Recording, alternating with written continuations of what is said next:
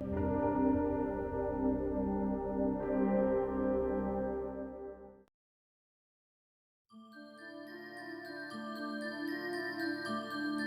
mother was a painter. They took me to the art galleries when I was a boy, and I was drawn to these amazing art galleries. The National Gallery in London, where it's free to go in. You look at these amazing, beautiful tableaus, these amazing paintings, and I love coming to art galleries. I like to be seduced by beautiful objects, beautiful paintings, beautiful photographs. But I love to have the other elements, and I love to have social commentary. I love to think about where we fit into society now, how we fitted in society in the past, where we will be in the future. The Traveller series dates back to 95, 96, that sort of time. It's a time I set off in a double-decker bus and I travelled around in Europe, a bit like Ken Kesey. I wasn't spreading out acid, but it was more ease in England at that time. We were touring around, we were part of a group of people that travelled, and we were taking the free party movement, the rave scene, out of England, where it was being sort of criminalised at that time, and we're taking it to free festivals in Europe.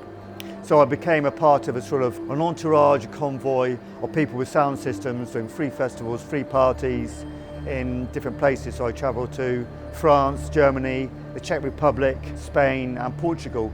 So the first series is actually me taking pictures of my girlfriend is in one of the pictures on the top of our double-decker bus, and my friends, my neighbours, as in the neighbours I travelled with, in their trucks, ambulances, old lorries, converted old vehicles, DIY culture, reclaiming old scrap vehicles, doing them up, making them our homes, living them. So 5x4 or 4x5 portraits, very formal, trying to get in as much as a living space as possible. Very straightforward documentary, using colour transparency really to bring out the colour and the beauty that I felt that we were sharing. It was quite a beautiful life in lots of ways. I really wanted to show that beauty. All my work is personal. They're all documenting my life. They're all documenting the situations around me. Before I set off on the road, I was living on a squatted street in Hackney in the East End of London. And I lived in this squatted street for about 15 years, and it was two streets running back to back. There's about 100 people living there. It was a bit like, I imagine, I've never been to Detroit, but I hear stories of Detroit where it's urban decay, people are moving out of the city, leaving abandoned houses. That was happening in London in the 80s and 90s, thousands of empty properties. So we moved in, we patched up the roofs, we put hose pipes into the water supply, we hooked up to electricity. We became the phoenixes, raising the ashes out of these old abandoned places. We breathed life into these derelict areas. We took them over, we built a community of people up. So the second series that you'll see here is the Persons Unknown series. Persons Unknown relates to a letter that we got from the courts addressed to Persons Unknown, asking us to leave the properties because a developer wanted to buy them, they wanted to knock down the area and put in I think they were called storage units to knock down the old houses. So we really wanted to talk about that situation where we weren't even called by our names, we weren't even given any entitlement, and we were just treated like scum, that we could just be pushed off the land.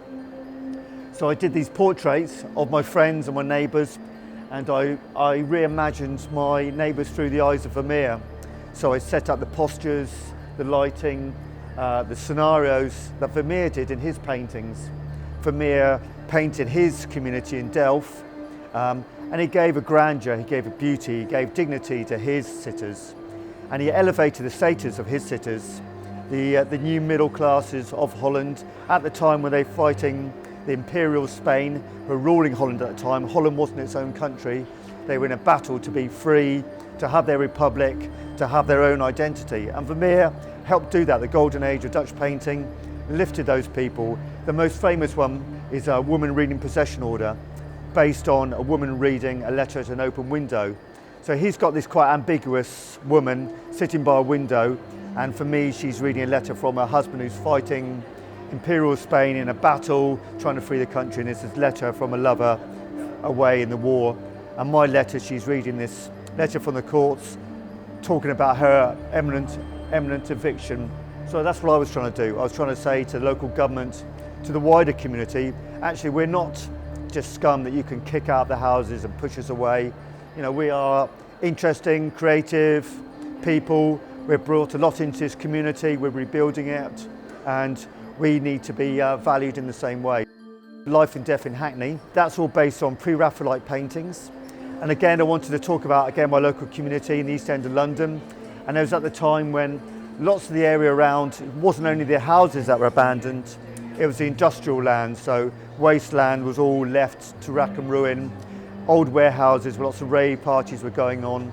So I wanted to show how nature was reclaiming some of those areas and the beauty that was coming out of the cracks in the drains, in the paving slabs, out of the concrete, out of the tarmac. My most famous one is probably my reworking of Ophelia by Millet, the great English pre-Raphaelite painter, where I've got a friend, we were at a rave party, she was cycling back with me and she fell into a canal. She floated in the canal and I just imagined her as being Ophelia, the Shakespearean legend, but she's my Shakespearean legend.